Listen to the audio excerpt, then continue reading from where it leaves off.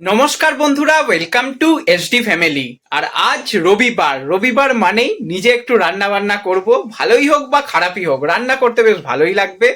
আর আজকে রান্না করব খাসির মাংস, একদম পাতলা করে করার চেষ্টা করব, হালকা পাতলা রান্না করব। তো সেটাই তোমাদের সঙ্গে শেয়ার করব, দেখতে থাকো। ভিডিও ভালো লাগলে লাইক শেয়ার করে দিও। চ্যানেলে প্রথমবারের জন্য এলে চ্যানেল সাবস্ক্রাইব করে নিও। রান্না করার প্রথম স্টেপ হচ্ছে কড়া এখানে রাখলাম, এখানে গরম জল চাপিয়ে দিয়েছি আর গ্যাস জ্বেলে নিলাম। এবার হচ্ছে একটু তেল দেবো। আগের দিন কিন্তু অনেক বেশি তেল দেওয়া হয়ে গিয়েছিল, আজকে একটু কমই দেবো। আর একটু আলু আজকে রয়েছে, ব্যাস। তেল দিতে দিতে ঠান্ডা, দেখেছো তেলের কৌটোটাই পড়ে গেল। আমি রান্না করলে এগুলো একটু থাকবে, যাই হোক কিছু করার নেই। তেল একটু গরম হোক, একটু তাড়াতাড়ি রান্না করতে হবে কারণ বেলা অনেকটা হয়ে গেছে। আর তেলের মধ্যে যেই মশলাগুলো দেবো সেটা হচ্ছে এই একটু জিরে, একটু শুকনো লঙ্কা আর একটু তেজপাতা। প্রথমে এটা দেবো, একটু তেলটা গরম হতে হবে। তো ততক্ষণ গরম হোক, আমি বাকি কাজ করি। এখানে পেঁয়াজ কাটা রেডি হয়ে গেছে, এখানে মাংস, ধনে পাতা রয়েছে, একটু চিনি দিতে হবে, চিনি দিলে একটু লাল লাল হবে। আলুটা প্রথমে একটুখানি ভেজে নেব, তারপর রান্না হবে। তো ভিডিও দেখতে থাকো। তো রান্না করতে শুরু করে দিলাম। প্রথমে তেলে একটুখানি অল্প করে নুন দিয়েছি, এবার অল্প করে একটু হলুদ দিয়ে দেবো, দিয়ে আলুটা হালকা ফ্রাই করে নেব। আজকে যাই হোক প্রত্যেকটা জিনিস খুঁজে পাচ্ছি। আলু ধোয়া হয়ে গেছে, তেলও এখানে বেশ গরম হয়ে গেছে।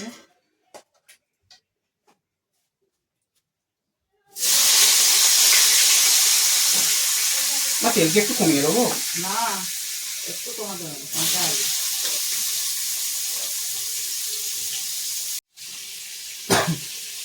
আলুগুলো একটু হালকা ভেজে নিই। জল মনে হচ্ছে গরম হয়েই এসছে, একটু হালকা, এটাতে একটু হালকা ঢাকা দিয়ে দিই, তাহলে আলুগুলো একটু তাড়াতাড়ি ভাজা হয়ে যাবে। রান্না হতে থাকুক, এখানে গরম জল হচ্ছে। আলু ভাজার পরেই এবার আস্তে আস্তে খাসির মাংস রান্না হবে। আলুগুলো কিরকম ভাজা ভাজা হয়েছে। আমাকে একটা ভালো খুন্তি দাও, এতে একটু অসুবিধা হচ্ছে। আলু লাল লাল হয়ে গেছে, তুলে নিই।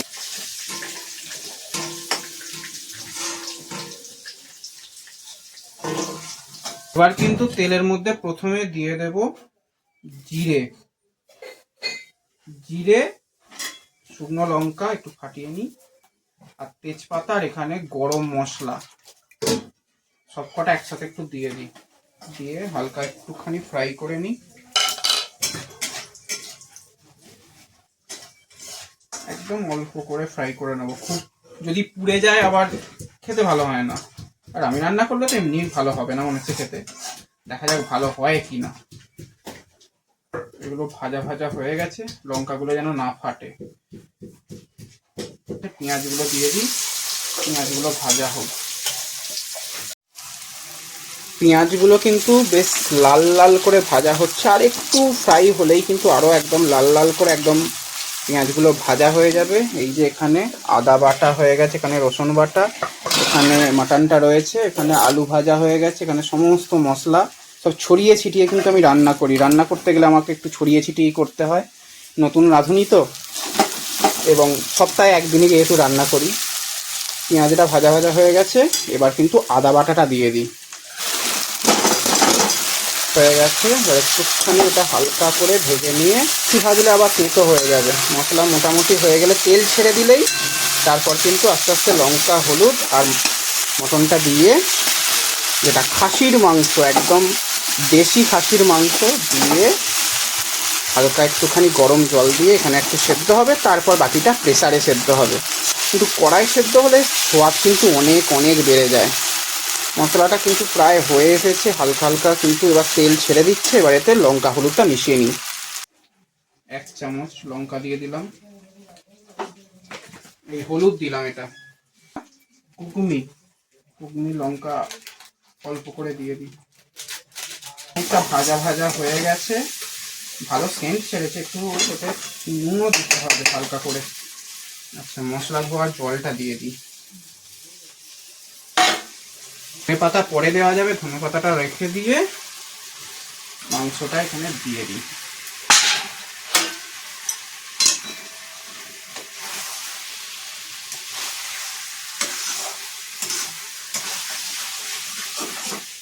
বেশ বড় বড় রেখেছে, সিদ্ধ হতে একটু সমস্যা হবে, কিন্তু একটু ছোট করে মনে হয় কেটে দিলে আরো ভালো হতো। এবার একটু নুন দিয়ে দিই, 1 চামচ মতো নুন দেওয়া হোক, লাগলে আবারও দেওয়া যাবে। অল্প একটু গরম জল দিয়ে দিই, অল্প অল্প করে গরম জল দিয়ে সেদ্ধ করি। হ্যাঁ, তারপরে প্রেসারে দেওয়া হবে। হ্যাঁ, একটু হালকা হোক, ততক্ষণ একটু চাপা দেওয়া থাক। এবার দেখি কিরকম কষা হচ্ছে।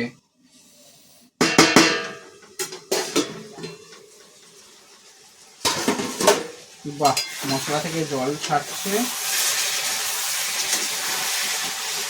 বেশ মাখো মাখো হয়েছে, কিন্তু এ তো অনেক সময় লাগবে, আরো আস্তে আস্তে হবে। এবার আলুটা দিয়ে দেবো, আলুটা দিয়ে দিলে মশলার সঙ্গে আলুটা বেশ ভালোই যাবে।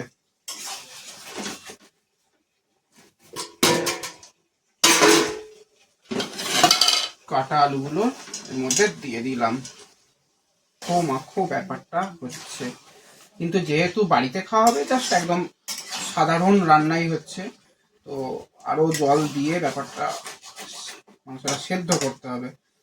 এখন সেদ্ধ হয়নি, আরো কিছুটা জল দিই, আস্তে আস্তে সব জলটাই দেবো, কিন্তু একবারে না দিয়ে অল্প অল্প করে জল দিলে সেদ্ধটা খুব ভালো হবে। পরে আবার অল্প কিছুটা দেওয়া যাবে। আর এটা কিন্তু আমাদের গাছের ধনেপাতা, এক টুকরো খেয়ে দেখি সেদ্ধ হয়েছে কি। এক টুকরো নিয়ে খেয়ে যা দেখলাম, এখনো বেশ কিছুটা সময় লাগবে, বেশ মানে অনেক সময় লাগবে সেদ্ধ হতে। সেদ্ধ এখনো হয়নি, স্বাদ ভালো হয়েছে, মশলা কষা ভালো হয়েছে, সবই ভালো হয়েছে, কিন্তু সেদ্ধ হতে এখনো অনেক সময় লাগবে। বেশ কিছুটা গরম জল দিয়ে দেওয়া হলো, যেটুকু ধনেপাতা ছিল সব এর মধ্যে দিয়ে দেওয়া হচ্ছে।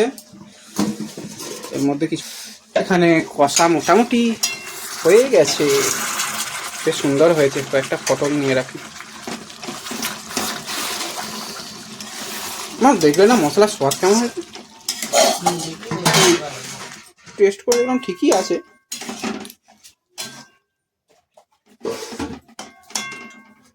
তবে একটু ঝালটা দেখে নেবে। এবার কষা মাংসটা প্রেসার কুকারের মধ্যে দিয়ে দেওয়া হবে।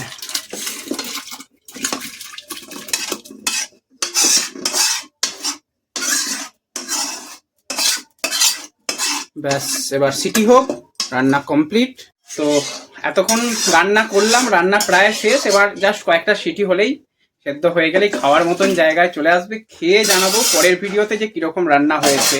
আর আমার মতন কিন্তু তোমরাও তোমাদের পছন্দের রান্না তৈরি করতে পারো, এবং রান্না তৈরি করে বাড়ির লোককে খাওয়া মজাই আলাদা। তো দেখা হবে পরবর্তী ভিডিওতে। ধন্যবাদ।